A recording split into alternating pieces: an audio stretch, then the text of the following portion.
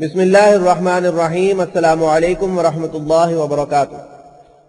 شعبہ سمع و بصر مرکزی انجمن خدام القرآن لاہور کی طرف سے صدر مؤسس مرکزی انجمن خدام القرآن، بانی تنظیم اسلامی اور داعی تحریک خلافت پاکستان محترم ڈاکٹر اسرار احمد صاحب کی ایک تقریر بعنوان حقیقت و اقسام شرک پیش خدمت ہے۔ بسم اللہ الرحمن الرحیم۔ وَإِذْ قَالَ لُقْمَانُ لِابْنِهِ وَهُوَ يَعِظُهُ يَا بُنَيَّ لَا تُشْرِكْ بِاللَّهِ إِنَّ الشِّرْكَ لَظُلْمٌ عَظِيمٌ۔ صدق اللہ العظیم۔ رب اشرح لي صدری ويسر لي أمری واحلل عقدة من لسانی يفقهوا قولی۔ اللہم ربنا الہمنا رشدنا واعذنا من شرور انفسنا۔ اللہم ارنا الحق حقا وارزقنا اتباعہ وارنا الباطل باطلا وارزقنا اجتنابہ، آمین یا رب العالمین۔ حضرات، آپ کے علم میں ہے کہ ان اجتماعات میں مطالعہ قرآن حکیم کے اس منتخب نصاب کا سلسلے وار درس ہو رہا ہے جو میں نے اس تحریک رجوع الی القرآن کے لیے مرتب کیا۔ اس کے 3 ابتدائی درس ہو چکے ہیں۔ تیسرا درس سورہ آل عمران کے دوسرے رکوع پر، سورہ لقمان کے دوسرے رکوع پر مشتمل ہے اور اس پر 4 نشستیں ہماری ہو چکی ہیں، لیکن چونکہ اس میں شرک کے بارے میں ایک نہایت عظیم آیت وارد ہوئی ہے، وہ آیت کہ جس کو نبی اکرم صلی اللہ علیہ وسلم نے بھی ایک موقع پر کوٹ فرمایا، لہذا اس منتخب نصاب کے درس میں اس مرحلے پر یہ مناسب سمجھا جاتا ہے کہ حقیقت و اقسام شرک کے موضوع پر مفصل گفتگو ہو جائے۔ یہ سلسلہ اغلباً 6 تقاریر پر مشتمل ہوگا، جن میں سے ہر تقریر میں کوشش کروں گا کہ پورے 1 گھنٹے کی ہو۔ کیا عجب کہ اللہ تعالی اس کے ذریعے سے امت مسلمہ میں حقیقت شرک کے بارے میں صحیح فہم و شعور پیدا ہونے کے ضمن میں کوئی مفید خدمت قبول فرمائے۔ تو اب میں اللہ کا نام لے کر اس سلسلے کی پہلی تقریر کا آغاز کر رہا ہوں، اور اس میں مجھے اس موضوع سے متعلق کچھ تمہیدی باتیں گوش گزار کرنا ہے۔ سب سے پہلی بات یہ کہ ہمارے دین کی حقیقت کو اگر ایک لفظ میں تعبیر کرنے کی کوشش کی جائے، اس کی تعلیم کے لب لباب کو، اس کے خلاصے کو اگر ہم چاہیں کہ ایک لفظ میں بیان کر دیں تو وہ لفظ توحید۔ ہمارا دین دین توحید، اسی کو وہ اصل امانت قرار دیا ہے کہ جو مسلمانوں کا درہ امتیاز، توحید کی امانت سینوں میں ہے ہمارے، آسان نہیں مٹانا نام و نشان ہمارا۔ اور جواب شکوہ میں بھی نبی اکرم صلی اللہ علیہ وسلم کے مشن کو علامہ اقبال نے اسی ایک لفظ سے تعبیر کیا ہے کہ وقت فرصت ہے کہاں کام ابھی باقی، نور توحید کا اتمام ابھی باقی۔ تو ہمارا دین اصل میں دین توحید، توحید کی ضد ہے شرک، وہ چاہے سنویت کی شکل میں ہو، تثلیث کی شکل میں ہو، یا کثرت آلہہ کی صورت میں ہو، ان سب کو ہم ایک ہی لفظ سے تعبیر کرتے ہیں اور وہ شرک۔ اب جب ہمارا دین دین توحید ہے تو اس کا یہ لازمی نتیجہ نکلتا ہے کہ اس دین میں سب سے بڑا جرم اور سب سے بڑا گناہ جو ناقابل عفو ہے وہ شرک۔ چنانچہ یہ وہ بات ہے جو سورہ نساء میں 2 مرتبہ بعین ہی انہی الفاظ میں وارد ہوئی، ان اللہ لا یغفر ان یشرک بہ وَيَغْفِرُ مَا دُونَ ذَلِكَ لِمَن يَشَاءُ۔ اللہ تعالیٰ اسے تو ہرگز معاف نہیں کرے گا کہ اس کے ساتھ شرک کیا جائے، البتہ اس سے کم تر گناہ جس کو چاہے گا بخش دے۔ اگرچہ اس آیت کو بھی دوسرے گناہوں کے ضمن میں کوئی فری لائسنس نہیں سمجھ لینا چاہیے۔ اللہ تعالیٰ کا کوئی پختہ وعدہ نہیں ہے، کوئی یقین دہانی نہیں ہے کہ وہ بخش دے گا۔ لمن یشاء، جس کے لیے چاہے گا بخش دے گا۔ لہذا یہ نہ سمجھا جائے کہ یہ کھلی چھٹی مل گئی ہے ہمیں کہ شرک کے سوا جس گناہ میں چاہے ہم ملوث ہو جائیں۔ تاہم یہ ضرور ہے کہ امید دلائی گئی ہے کہ شرک کی معافی کی تو کوئی صورت نہیں ہے، البتہ اس سے کم تر گناہ اللہ تعالیٰ جس کو چاہے گا معاف فرمائے۔ معلوم ہوا کہ سب سے بڑا گناہ، سب سے بڑا جرم جو ناقابل عفو ہے ہمارے دین میں وہ شرک۔ اسی حقیقت کو یوں بھی سمجھیے کہ ازرو قرآن سب سے بڑا ظلم جو ہے وہ شرک ہے۔ بلکہ اچھی طرح جان لیجئے کہ قرآن مجید میں جہاں بھی لفظ ظلم آتا ہے، اگر سیاق و سباق سے کوئی اور معنی معین نہ ہو رہے ہو تو وہاں ظلم کے معنی شرک، ظالمین کے معنی مشرکین۔ چنانچہ جس آیت کے ضمن میں ہم یہ گفتگو کر رہے ہیں اس میں یہ حقیقت بیان ہوئی کہ ان الشرک لظلم عظیم۔ واقعہ یہ ہے کہ شرک بہت بڑا ظلم۔ ظلم عربی زبان میں کہتے ہیں وضع الشیء فی غیر محلہ۔ عدل اور انصاف یہ ہے کہ ہر چیز کو اس کے مقام پر رکھا جائے۔ ظلم یہ ہے کہ کسی شے کو اس کے اصل مقام سے ہٹا کر کہیں اور رکھ دیا جائے۔ اب شرک میں دو میں سے ایک صورت ہوتی، یا تو مخلوقات میں سے کسی کو اٹھا کر اللہ کے برابر بٹھایا جاتا ہے، یہ بھی وضع الشیء فی غیر محلہ ہی ہو گیا، یا اللہ کو گرا کر مخلوقات کی صف میں لایا جاتا ہے، یہ بھی وضع الشیء فی غیر محلہ ہی ہے۔ تو معلوم ہوا کہ ظلم کا سب سے بڑا مصداق جو ہے وہ شرک۔ چنانچہ ایک اہم واقعہ تھا کہ جس میں حضور نے اس آیت کو کوٹ کیا، جیسا کہ میں نے ابتدا میں عرض کیا، اور وہ واقعہ یہ ہے کہ جب سورہ انعام کی وہ آیت نازل ہوئی کہ ای الفریقین احق بالامن ان کنتم تعلمون، اگر تم جانتے ہو تو ذرا بتاؤ کہ دونوں گروہوں میں سے امن اور سکون اور اطمینان اور چین کا زیادہ حقدار کون ہے؟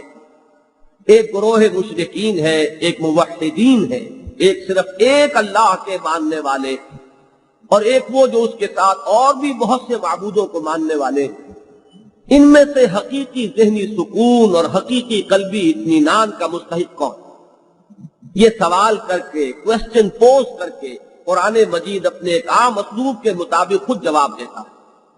الذین آمنوا ولم یلبسوا ایمانہم بظلم اولئک لہم الامن وہم مہتدون۔ وہ لوگ کہ جو ایمان لائیں اور اپنے ایمان کو کسی ظلم سے ملوث نہ کریں، ظلم کا کوئی شائبہ پیدا نہ ہونے دیں، وہ ہے کہ جن کے لیے امن ہے، سکون ہے، اطمینان ہے اور چین ہے، اور وہی ہے ہدایت پانے والے، اور وہی ہے منزل مراد تک جا پہنچنے۔ اس پر صحابہ کرام میں تشویش پیدا ہوئی کہ اگر اللہ تعالیٰ کے یہ وعدے مشروط ہیں کہ ایمان کے ساتھ ظلم کی قطعاً آمیزش نہ ہو، تو ایسا کون شخص ہوگا جو کسی نہ کسی درجے میں دوسروں پر یا اپنے اوپر ظلم نہ کرتا؟ انہوں نے اپنی اس تشویش کو ظاہر کیا نبی اکرم صلی اللہ علیہ وسلم کے سامنے کہ حضور ایسا شخص کون ہوگا جو ظلم سے بالکل بری ہے؟ آپ غور کیجئے کہ اگر آپ نے ایک لمحہ ضائع کیا، یہ بھی ظلم کیا آپ نے اوپر، تو ظلم سے بالکل بری ہونا، ظلم سے بالکل پاک ہو جانا کس فرد بشر کے لیے ممکن؟ اس پر حضور نے تسلی دی کہ اس آیہ مبارکہ میں ظلم سے مراد شرک ہے، اور سورہ لقمان کی اسی آیت کو کوٹ کیا کہ تم نے یہ آیت نہیں پڑھی وَإِذْ قَالَ لُقْمَانُ لِابْنِهِ وَهُوَ يَعِظُهُ يَا بُنَيَّ لَا تُشْرِكْ بِاللَّهِ إِنَّ الشِّرْكَ لَظُلْمٌ عَظِيمٌ۔ تو معنی یہ ہوئے کہ وہ لوگ جو ایمان لائیں اس شان کے ساتھ کہ شرک کی کوئی آمیزش نہ رہے، وہ ہیں کہ جو امن کے مستحق ہوں گے، اور وہی ہیں کہ جو ہدایت پر ہیں، اور وہی ہیں کہ جو اپنی آخری منزل مراد تک پہنچ سکے۔ عمر صاحب کے سامنے رکھ رہا ہوں، جب ہمارا دین دین توحید ہے تو اس تصویر کا دوسرا رخ یہ ہوا کہ یہاں سب سے بڑا جرم شرک ہے، ناقابل معافی، سب سے بڑا ظلم شرک ہے۔ اب اس کے برعکس دیکھیے، قرآن مجید میں متعدد مقامات پر حضرت ابراہیم علی نبینا علیہ الصلوۃ والسلام کا ذکر آتا ہے، ان کی جلالت قدر، ان کا جو مقام اور مرتبہ ہے اس کا آپ کو اندازہ ہے کہ تین نسبتیں ہیں اور تینوں نہایت بلند۔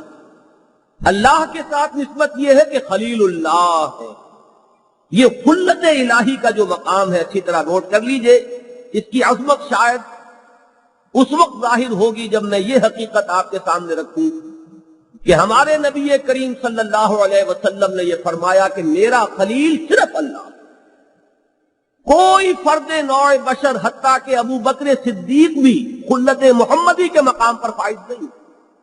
لو کنت متخذا خلیلا لاتخذت ابا بکر خلیلا، اگر میں کسی کو اپنا خلیل بناتا تو ابو بکر کو خلیل بناتا۔ یہ بناتا ہے، اصل یہ جو رشتہ ہے خلیل ہونے کا، یہ محمد الرسول اللہ صلی اللہ علیہ وسلم کا صرف اپنے رب کے ساتھ وہ رشتہ ہے کہ جس کی قرآن مجید اتنے اہتمام کے ساتھ وضاحت کر رہا ہے کہ وہ تعلق ہے حضرت ابراہیم کا اپنے رب سے۔ وَاتَّخَذَ اللَّهُ إِبْرَاهِيمَ خَلِيلًا۔ دوسری نسبت رسولوں اور نبیوں کے ساتھ تو آپ ابو الانبیاء ہیں، سینکڑوں نبی آپ کی نسل میں ہوتے، کیسے کیسے جلیل القدر پیغمبر، موسیٰ بھی اور عیسیٰ بھی۔ عیسیٰ اگرچہ بن باپ کے پیدا ہوئے لیکن ان کی والدہ تو حضرت ابراہیم علیہ السلام کی نسل ہی سے۔ محمد الرسول اللہ صلی اللہ علیہ وسلم یہ تو ہے اولو العزم من الرسل میں سے، باقی سینکڑوں نبی ہیں کہ جو آپ کی نسل میں تو ابو الانبیاء، اور پوری نوع انسانی کے لیے امام الناس۔ وَإِذِ ابْتَلَىٰ إِبْرَاهِيمَ رَبُّهُ بِكَلِمَاتٍ فَأَتَمَّهُنَّ قَالَ إِنِّي جَاعِلُكَ لِلنَّاسِ إِمَامًا۔ اس جلالت قدر کے ساتھ آپ دیکھیں گے کہ قرآن مجید میں جہاں کہیں حضرت ابراہیم علیہ السلام کا ذکر آیا، ان کو جو آخری سند دی جاتی ہے وہ یہ ہے کہ وَمَا كَانَ مِنَ الْمُشْرِكِينَ۔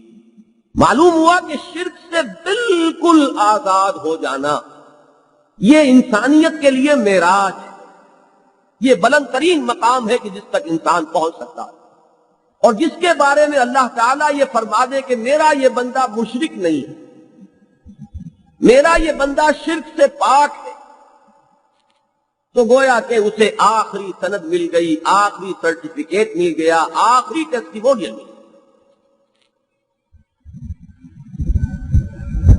ان دونوں چیزوں کو جب بیک وقت ذہن میں رکھیں گے تو میں ایک نتیجہ نکالتا ہوں، اس پر غور کیجئے۔ یعنی یہ دو باتیں کہ ایک طرف تو ہمارے دین میں سب سے بڑا جرم، سب سے بڑا گناہ، سب سے بڑا ظلم جو ناقابل عفو ہے وہ شرک، سب سے بڑی سند، سب سے بڑا سرٹیفکیٹ، سب سے بڑا ٹیسٹیمونیل، سب سے اونچا مقام یہ ہے کہ انسان شرک سے بالکل پاک۔ ان دونوں کو جمع کیجئے تو ایک بات سامنے آئے گی۔ واقعہ یہ ہے کہ گمراہی اور ضلالت اور کجروی، خواہ وہ نظریات کی ہو، عقائد کی ہو یا اعمال کی، اگر تجزیہ کیا جائے گا تو معلوم ہوگا کہ اس کے ڈانڈے کہیں نہ کہیں شرک سے ملتے، اور خیر اور خوبی اور بھلائی اور نیکی، صحت فکر، صحت عقیدہ، صحت عمل، اس کے جتنے بھی شعبے ہیں وہ لازماً فروع ہے، کرولریز ہیں، لازمی نتائج ہے توحید کے۔ یہ اس طریقے سے ہماگیر تصور ہے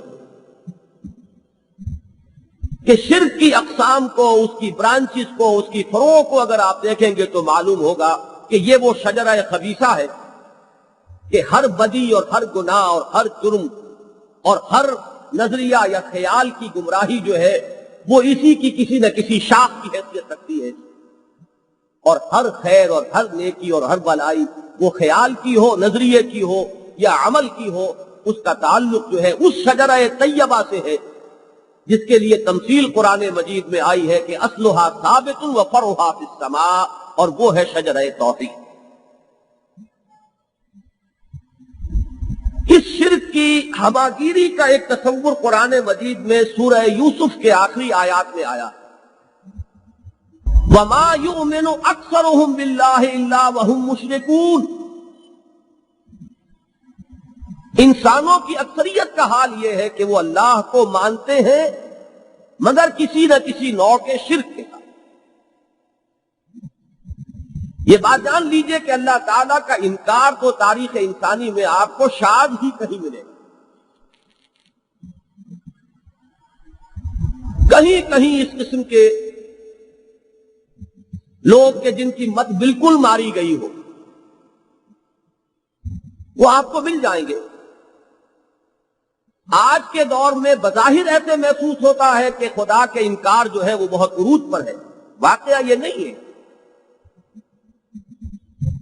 خدا کو وہ بھی مانتے ہیں لیکن در حقیقت انہوں نے مادے کو خدا کے مقام پر لے جا کر بٹھا دیا، انکار نہیں ہے۔ ایک حقیقت کبریٰ کو ماننے پر سب مجبور، سارا جو اختلاف ہو جاتا ہے وہ اس کی صفات میں ہے، وہ الحی ہے یا مردہ ہے۔ مردہ ہے تو اسے مادہ کہہ لیجئے، اور الحی القیوم ہے، صاحب ارادہ ہے تو وہ اللہ۔ تو فرق تو سارا صفات کا ہے۔ بہرحال میں یہ عرض کر رہا تھا کہ خدا کو خدا کے نام سے ماننے والے تاریخ انسانی میں ہمیشہ عظیم اکثریت میں رہے ہیں،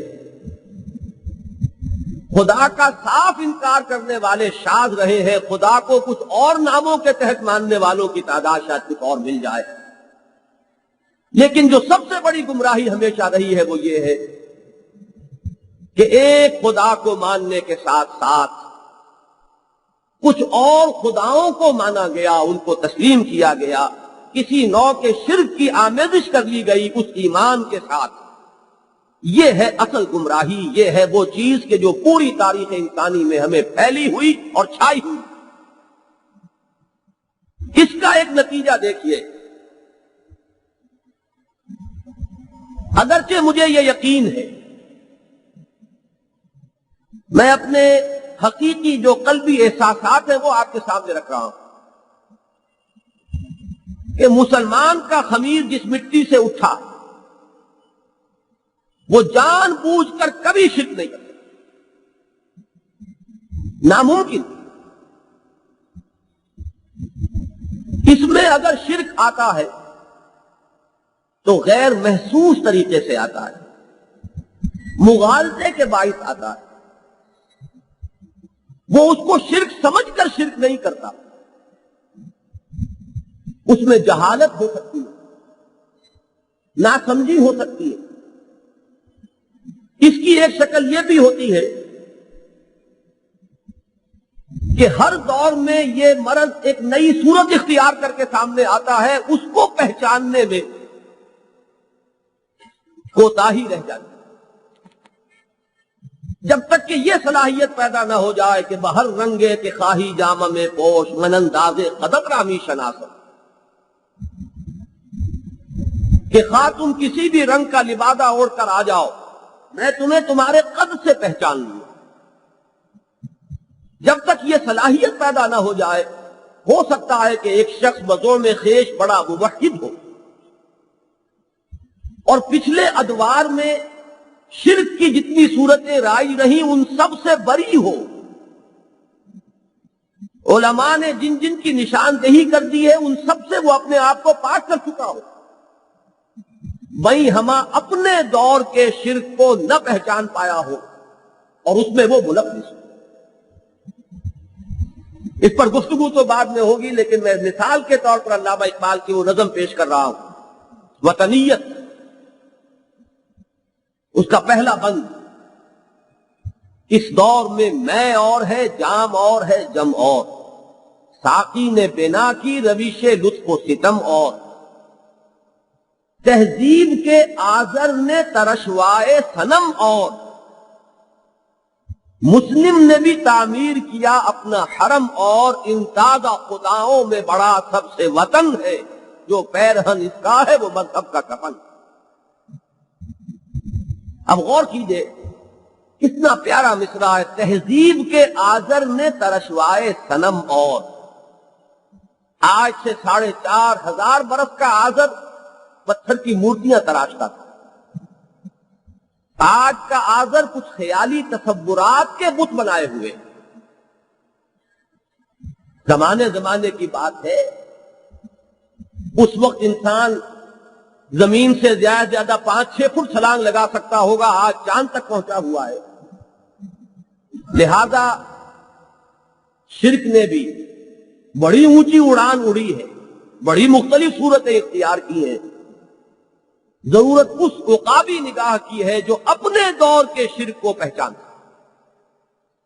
اگر یہ نہ ہوگا تو ہو سکتا ہے، جیسا کہ میں نے عرض کیا، کہ ایک شخص اپنے خیال میں پورے خلوص کے ساتھ شرک کی ہر قسم سے اعلان برات کر چکا ہو، عملاً اپنے آپ کو بری کر چکا ہو، لیکن اس کے باوجود وہ کسی نوع کے شرک میں مبتلا ہو، ملوث ہو۔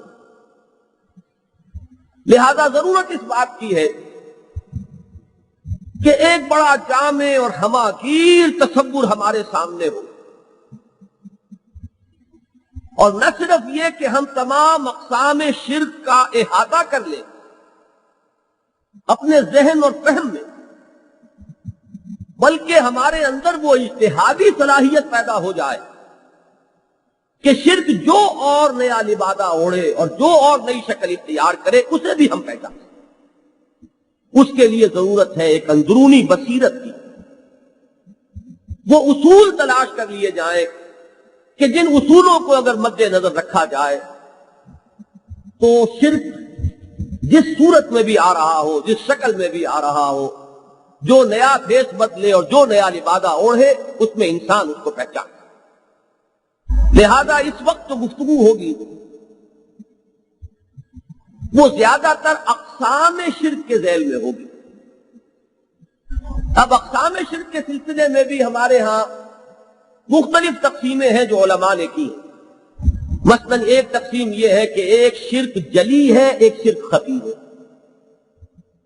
ایک تو نمایاں شرک ہے، کھلم کھلا شرک ہے، مثلا ایک شخص بت کو سجدہ کر رہا ہے،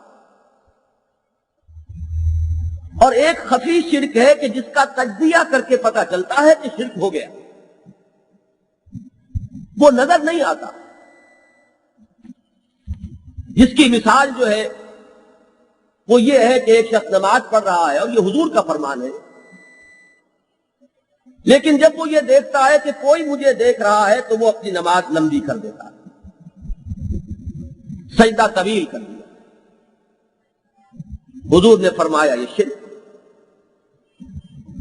اب بظاہر تو وہی نماز وہ پڑھ رہا ہے، وہی قیام ہے، وہی رکوع ہے، وہی سجود ہے، وہی سورہ فاتحہ اس سے پڑھی ہے، وہی سبحان ربی الاعلیٰ، سبحان ربی العظیم، کوئی اضافہ نہیں، سوائے اس کے کہ ذرا وقفہ جو ہے وہ بڑھ گیا ہے۔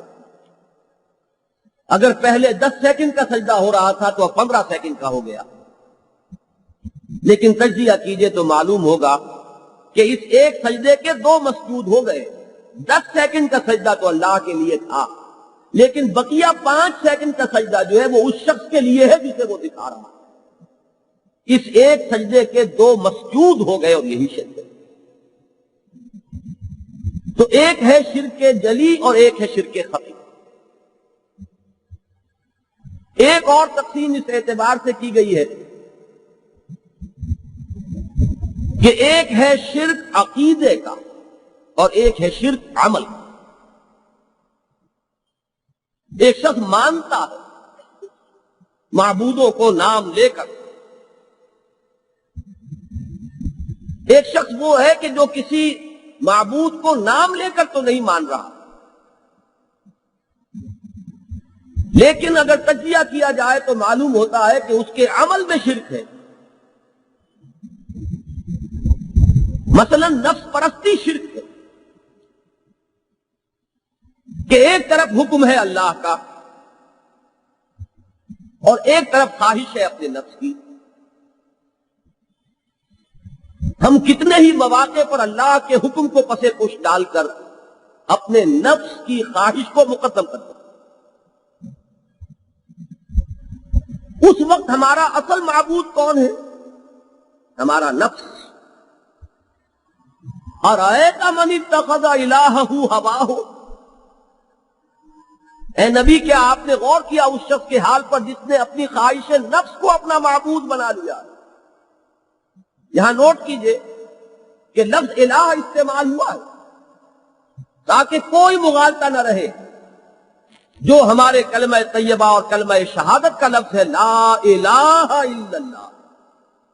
ارأیت من اتخذ الہہ ہواہ افانت تکون علیہ وکیلا. کیا آپ نے غور کیا اس شخص کے حال پر جس نے اپنی خواہش نفس کو اپنا معبود بنا لیا؟ تو کیا آپ ایسے شخص کی ذمہ داری لیں گے؟ معلوم ہوا کہ عمل میں شرک ہو رہا ہے، عقیدے میں شرک نہیں. اس شخص نے کبھی بھی اپنے نفس کو معبود مانا نہیں، بلکہ آپ اس سے کہیں گے تو وہ آپ کا سر پھوڑ دے گا، لیکن عمل میں اس کے شرک موجود ہے. اسی ذیل میں آئے گی حضور کی وہ حدیث کہ تعس عبد الدینار وعبد الدرہم. ہلاک ہو جائے درہم و دینار کا بندہ. وہاں لفظ عبد لایا گیا، عبادت. یا ایھا الناس اعبدوا ربکم الذی خلقکم. روپے اور پیسے کی پوجا کس نوعیت سے ہوتی ہے؟ روپے کو کسی نے معبود نہیں مانا، لیکن اس کی بندگی کر رہا. اس کا نام خواہ عبد الرحمن ہو اور عبداللہ ہو، اصل میں وہ عبد الدینار ہے اور عبد الدرہم. اب آپ غور کیجئے کہ ہم میں سے کتنے ہوں گے جو ان دونوں چیزوں کے اندر ملوث نہ ہو. اگر کوئی 70% اللہ کے احکام مان رہا ہے تو 30% میں کوتاہی ہے. اب یہ کوتاہی آپ صرف ایک منفی قدر اس کو نہ سمجھیے، کمی ہے، کوتاہی ہے، نہیں. وہاں مثبت طور پر آپ کسی اور کی بندگی کر رہے ہیں. نفس کی بندگی ہو رہی ہے، پیسے کی بندگی ہو رہی ہے، شہرت کی پوجا ہو رہی ہے، اقتدار کی پوجا ہو رہی ہے. تو معلوم ہوا کہ ہماری زندگیوں میں یہ دونوں عبادتیں، دونوں پرستشیں، دونوں پوجائیں ساتھ ساتھ چل رہی ہیں. یہ شرک نہیں تو اور کیا ہے؟ یعنی وہ آیہ مبارکہ جو میں بار بار سنایا کرتا ہوں، افتؤمنون ببعض الکتاب وتکفرون ببعض فما جزاء من يفعل ذلك منكم الا خزي في الحياة الدنيا ويوم القيامة يردون الى اشد العذاب وما الله بغافل عما تعملون. تو کیا تم ہماری کتاب اور شریعت کے ایک حصے کو مانتے اور ایک کو نہیں مانتے؟ تو تم میں سے جو کوئی یہ جرم کرے گا اس کی سزا اس کے سوا اور کچھ نہیں ہے کہ اسے دنیا میں ذلیل و خوار کر دیا جائے اور آخرت میں اسے شدید ترین عذاب میں جھونک دیا جائے. اب یہ شدید ترین عذاب کے الفاظ جو اشد العذاب، اس پر غور کیجئے تو بات سمجھ میں آ جائے گی کہ یہ شرک ہے. یہ وہ جرم ہے کہ جس کے بارے میں اللہ نے فرما دیا کہ اس کی بخشش کا کوئی سوال نہیں. تو دو تقسیمیں میں نے آپ کے سامنے رکھی، شرک جلی، شرک خفی، شرک عقیدہ اور شرک عملی. امام ابن تیمیہ رحمۃ اللہ علیہ کا بڑا اونچا مقام ہے ان مباحث میں. ان کی اصطلاحات بھی آپ کو سنا دوں. شرک فی المعرفہ، اللہ کی پہچان میں شرک ہو گیا. اور شرک فی الطلب، ہمارے اس منتخب نصاب میں بحث آئے گی تفصیل کے ساتھ سورہ حج کے آخری رکوع کے ضمن میں ضعف الطالب والمطلوب. ہر انسان کی زندگی کا آپ تجزیہ کریں گے تو آپ کو ملے گا کہ وہ کسی مقصود اور مطلوب کو معین کر کے دوڑ رہا ہے. مقصود اور مطلوب کے درجے میں توحید کا تقاضا یہ ہے کہ سوائے اللہ کے اور کوئی نہ ہو. یہ لا الہ الا اللہ جو ہے کس اعتبار سے اس کا مفہوم ہے؟ لا مقصود الا اللہ، لا مطلوب الا اللہ، لا محبوب الا اللہ. اگر مقصود اور مطلوب اور محبوب ہونے کے اعتبار سے کوئی اور اللہ کے برابر ہو گیا تو یہی تو شرک ہے. بتوں سے تجھ کو امیدیں، خدا سے نو امیدی، مجھے بتا تو صحیح اور کافری کیا ہے. تو یہاں ان دو اصطلاحات میں جمع کیا ہے امام ابن تیمیہ رحمۃ اللہ علیہ نے شرک کی بحث کو کہ شرک فی المعرفہ، اللہ کے پہچان میں کوئی کمی نہیں، اس کی ذات و صفات کے ضمن میں کہیں کسی کو لا کر اس کا تاجی ہم پلہ بنا دیا گیا، یہ معرفت خداوندی میں شرک ہے. اور جو شرک فی العمل ہے اس کو گویا کہ انہوں نے دوسرا نام دیا شرک فی الطلب، کہ اگر مطلوب و مقصود اور محبوب حقیقی ہونے کے اعتبار سے کوئی شے، کوئی شخص، کوئی ہستی، کوئی ادارہ اگر اللہ کے ہم پلہ ہو جاتی ہے، دل کے سنگھاسن پر اگر وہ اللہ کے برابر آ کر بیٹھ گئی ہے تو جان لیجئے کہ یہ شرک فی الطلب. ایک تیسری تقسیم جو میرے نزدیک سب سے زیادہ کمپریہنسو ہے، اور میں اپنی گفتگو اسی کے اعتبار سے کروں گا، اور میں یہ سمجھتا ہوں کہ اگر اس تقسیم کے حوالے سے اقسام شرک کا ایک دفعہ احاطہ کر لیا جائے تو انشاءاللہ وہ باطنی بصیرت پیدا ہو جائے گی کہ جس سے پھر کوئی اور صورت بھی اگر کبھی پیدا ہوئی تو اس کے پہچاننے میں دقت نہیں. وہ تقسیم یہ ہے کہ شرک کی 3 قسمیں ہیں. ایک ہے شرک فی الذات، اللہ کی ہستی، اللہ کی ذات میں کسی کو اس کا ساجی، ہم پلہ، اور اصل جو لفظ ہوگا عربی کا وہ کفر ہے.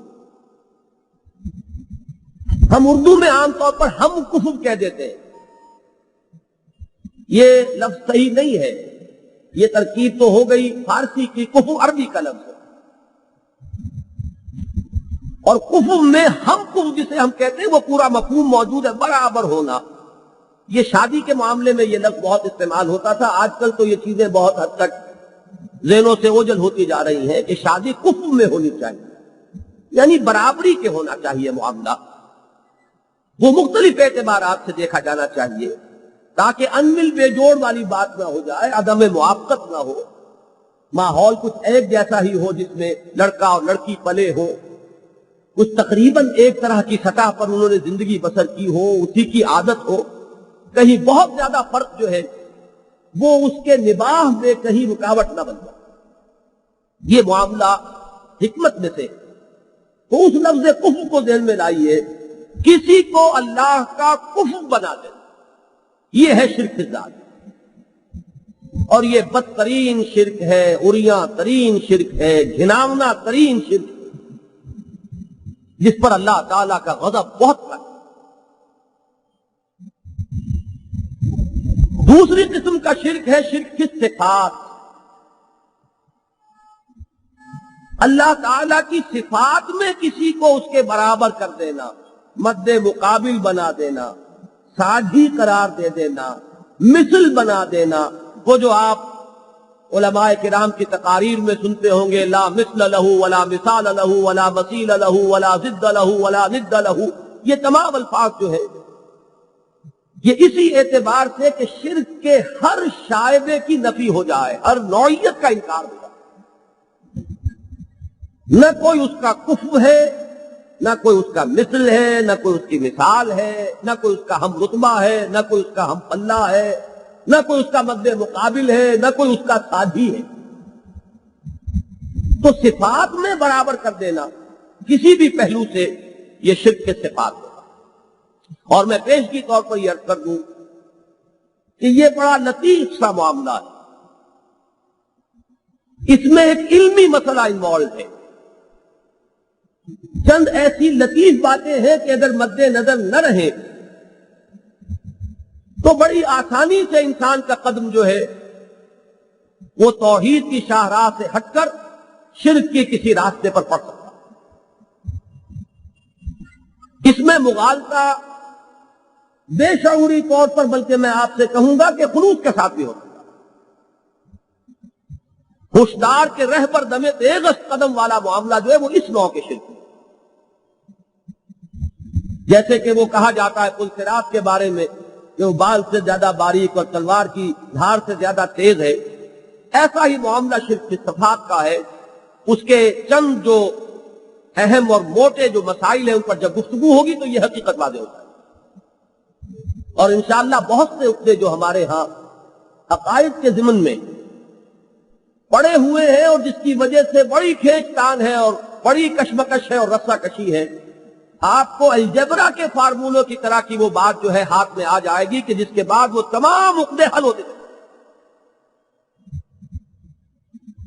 تیسرا شرک ہے شرک فی الحقوق، اللہ کے حقوق میں اس کے ساتھ شرک کرنا، کسی کو اس کا ساجی یا اس کے برابر. اللہ تعالیٰ کے حقوق اگر ویسے تو گنے جائیں تو بہت ہو جائیں گے، لیکن جیسے کہ ہم کہتے ہیں کہ ہاتھی کے پاؤں میں سب کا پاؤں، اسی طرح ایک لفظ ایسا بھی ہے کہ جس میں اللہ کے تمام حقوق جمع ہو جائیں، اور وہ لفظ عبادت، جو تمام انبیاء اور رسول کی دعوت کا مرکزی نقطہ رہا. یا ایھا الناس اعبدوا ربکم الذی خلقکم والذین من قبلکم لعلکم تتقون. یا قوم اعبدوا اللہ ما لکم من الہ غیرہ ان اعبدوا اللہ واطیعون. یہ جو انسان کی غایت تخلیق ہے، اس کی زندگی کا مقصد ہے، وما خلقت الجن والانس الا لیعبدون. اس عبادت میں شرک، اللہ تعالیٰ کے تمام حقوق آ گئے اس لفظ عبادت میں، تو شرک فی الحقوق کو آپ کہہ سکتے ہیں شرک فی العبادت.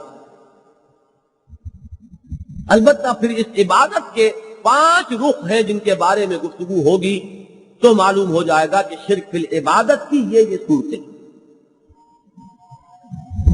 اس طریقے سے انشاءاللہ جب ہم اقسام شرک کو اس تقسیم سے سمجھ لیں گے ایک مرتبہ، تو مجھے امید ہے